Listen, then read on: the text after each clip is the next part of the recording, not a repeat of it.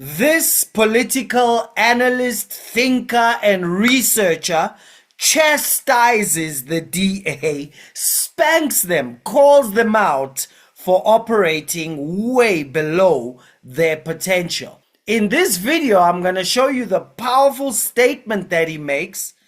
And if you stay all the way until my biblical reaction, you would have seen exactly what's happening in South Africa well enough that next time South Africa comes up, you'll be able to explain to anybody what's really going on below the hood. So let's start right here. A conversation between Roman Cabanac and Frans Cronje on undercurrents. Listen. When the ANC was at 70%, the electorate wasn't voting for radicals. It was voting for an ANC government that had cut debt to GDP levels in half, doubled the number of people in employment. Through pursuing what were in the main, the ANC reached its political zenith because the party's behavior was essentially moderate, and it had brought about the same, it was bringing about some variation, and in time it might have reached that, this very high standard of living that the Western liberal democratic order did. Subsequently, the ANC became more radical.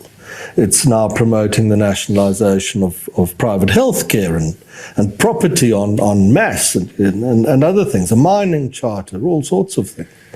And then what happens? Does it support rise to 99%? No, it falls to 40% because it's become radical.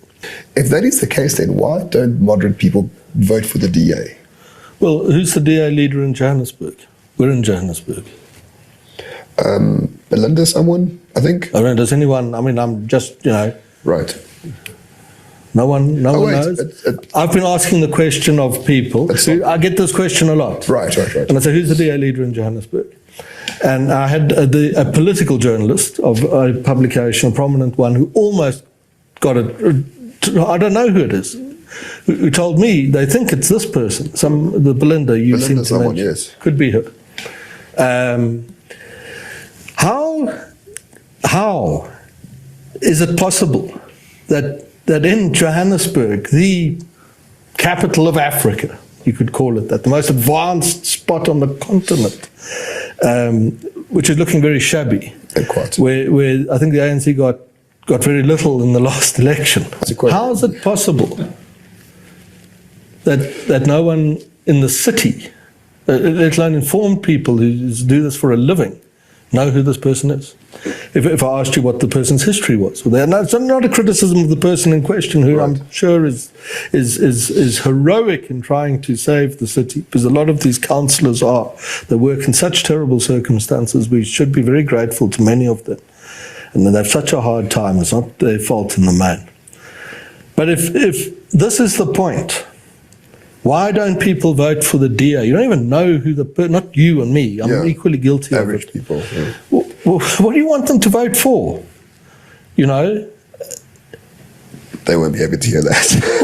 No, but it's they need to hear it, because this is why they suffer at a fraction of their potential as a party. It's actually worth just staying on this point. How is it possible? Whoa! What a question! Let me just remind you what happened with the polls. This is what the ANC got at the elections, 40.1%. This is what the ANC had after the GNU, 45%. This is where the ANC was polling, and this is the most reliable pollster over the last decade. They got 32%. Look at the DA. The DA got 21% at the elections. They went up to about 24% after the GNU. They went up to 25% after fighting for the VAT. Let me show you the latest polls on the state of the nation with Mike Sham, with Gabriel, who is Frans Cronje's mentee. Throughout this year, we've had the GNU having the battle over VAT. During those periods, we saw the ANC and the DA's polling start to move closer together. But cut forward now to a month of basically the same client, easy relationship that now exists inside of the GNU. And we have the ANC is now back up to 40%, and the DA is down to 26%, although it is up from where it was in the last year's election. We have MK, who have made a sharp increase. The first time ever anyone's polled them above 15%. We have MK polling at 18% off the back of the EFF plummeting to 3%. And we have the IFP at about 5%, the PA at about 3%, and that leaves about 5% for the rest of the parties.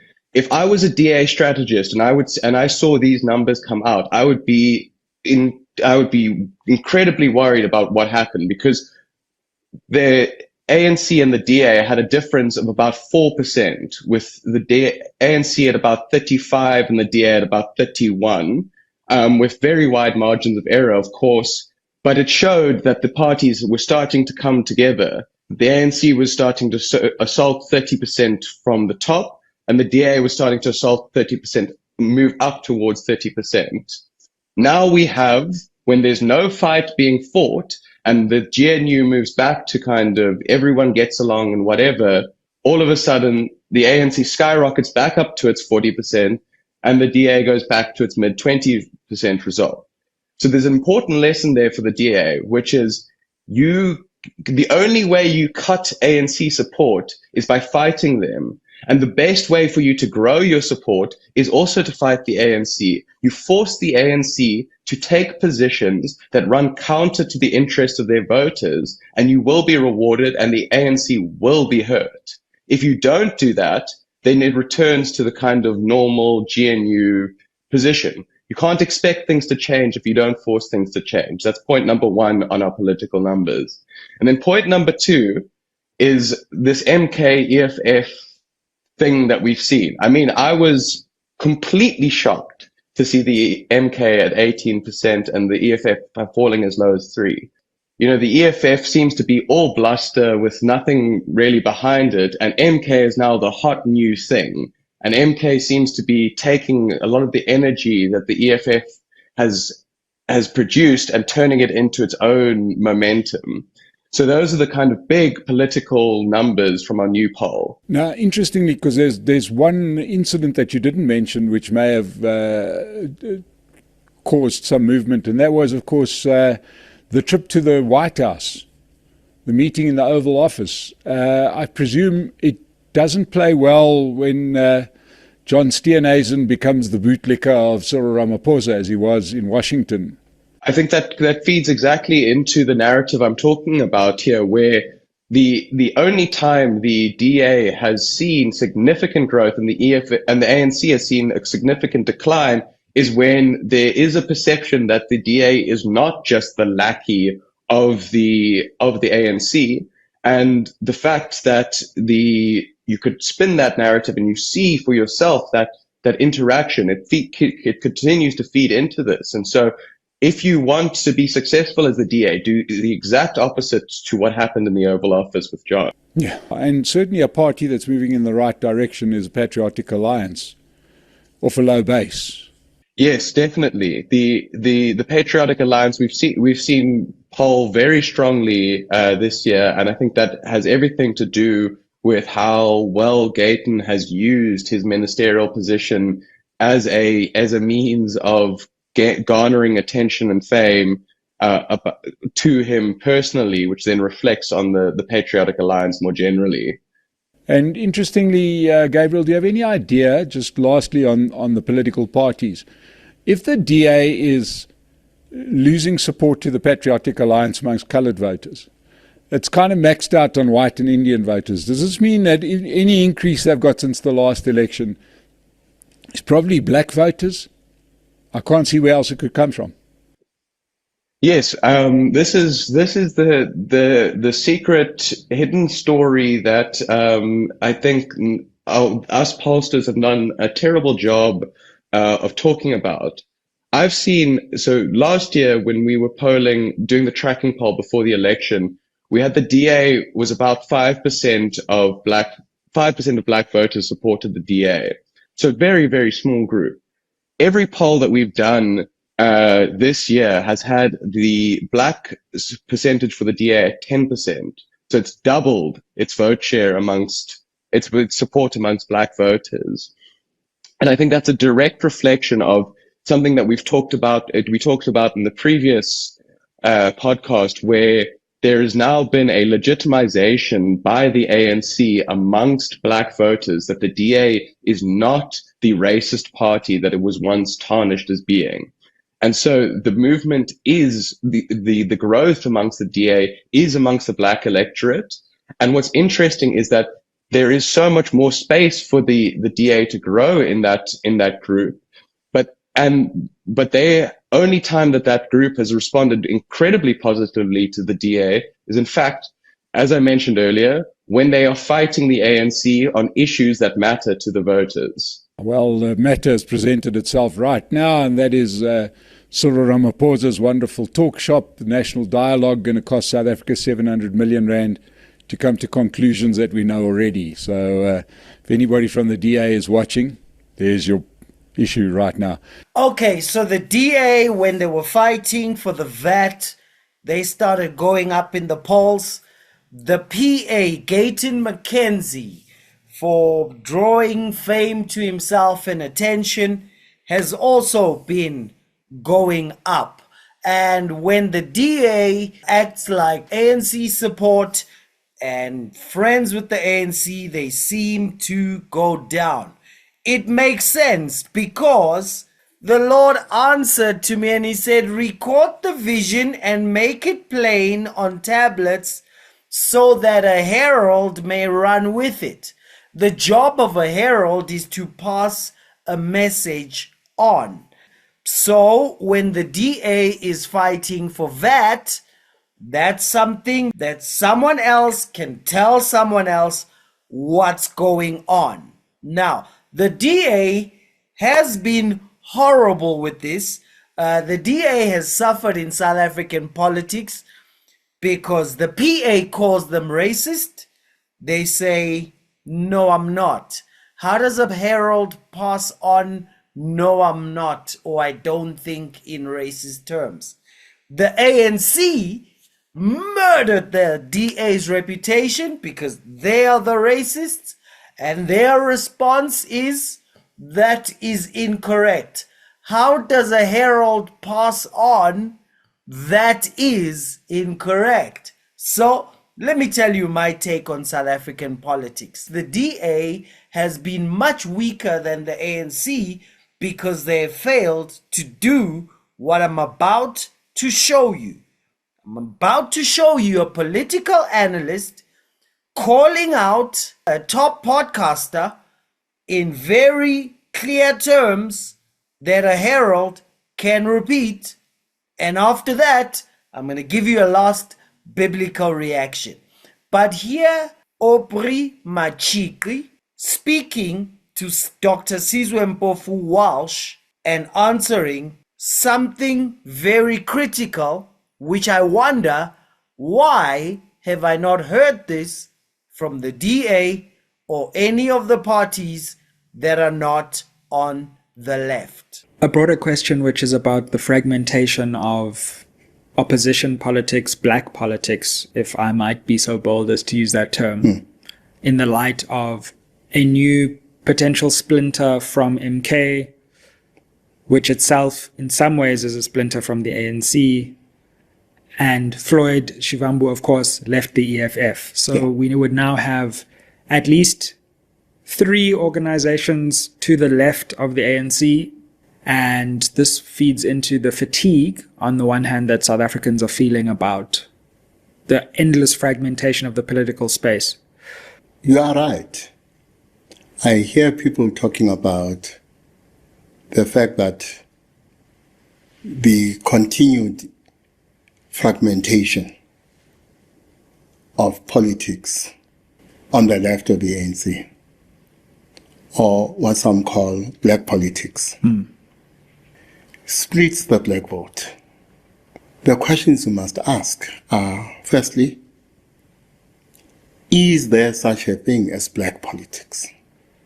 Or is the idea of black politics reductionist, reducing black people to a lump of clay, maybe inadvertently racist too, to the extent that the racist mind thinks of black people as mindless, and to the extent that they have a mind, they have a single mind.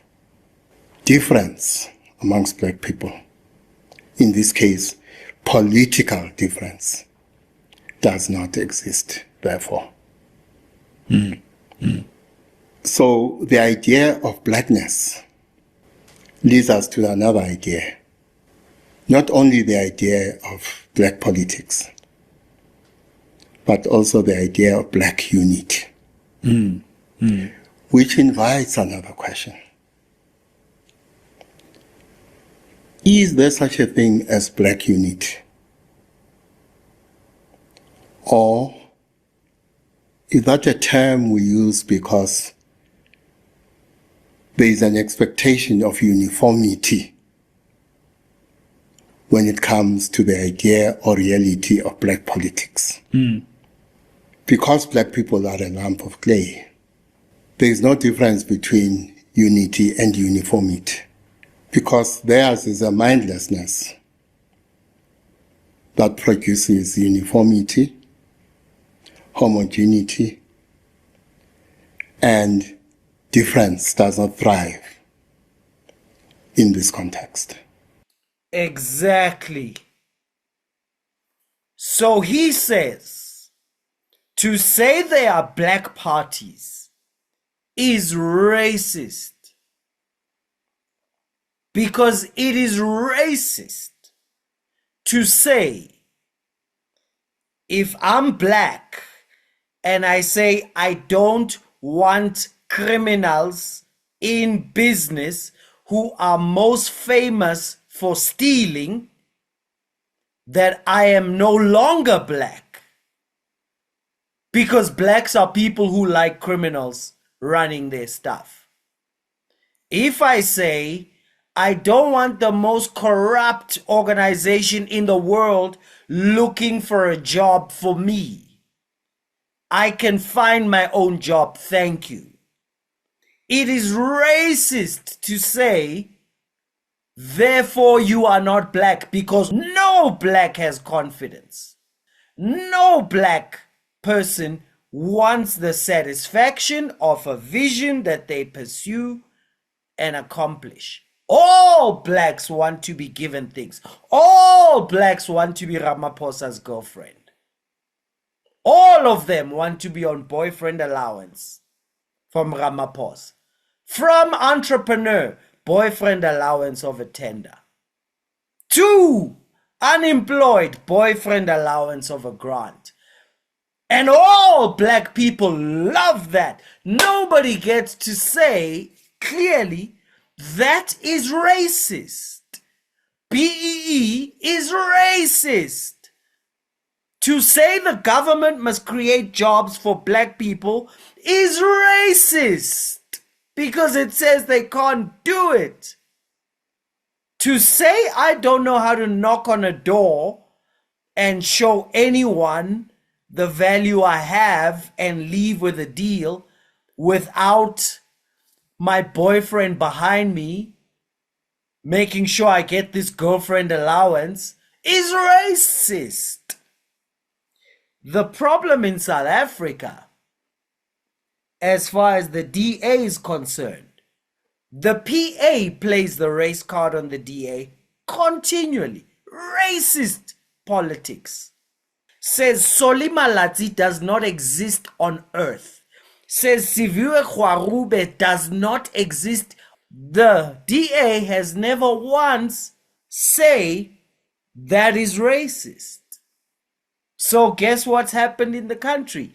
Nobody's able to ever pass that on, because that's pretty clear. The DA has never said ANC calling us white is racist, because they're saying the black people in our party don't exist. That is racist. And so I think that's why the racist people on the left have been winning, because don't know how to come out and say that person is racist. It is racist to assume you know how all black people think and feel and what they need. That's racism. But in the same way that he was saying no one knows who the DA's leader is, no one knows what the DA stands for either, because they have nothing clear to ever tell the voters. So they suffer. See, South Africa needs to overcome this race garbage that criminals use to steal from everyone. But the Lord said to Samuel, do not look at his appearance or how black he is, because I have rejected him. So just because someone has a black face doesn't mean I'll vote for them. I vote for philosophy. Who do I vote for? Check this video up here. You'll know. For the Lord does not look at things the way man does. For man looks at the outward appearance, but the Lord looks at the heart. And I think what's been happening in South Africa is that only the racists have been able to communicate their philosophy to the population.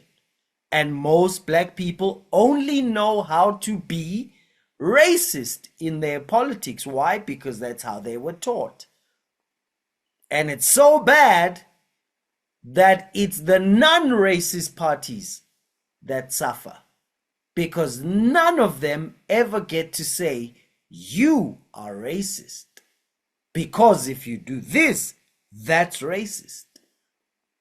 They end up saying, no, I'm not racist, especially if they have if they have a white person in them. But my take is the politics will shift when the non-racists start calling out the racists. And funny enough, first time I hear someone calling out a racist is a leftist podcaster.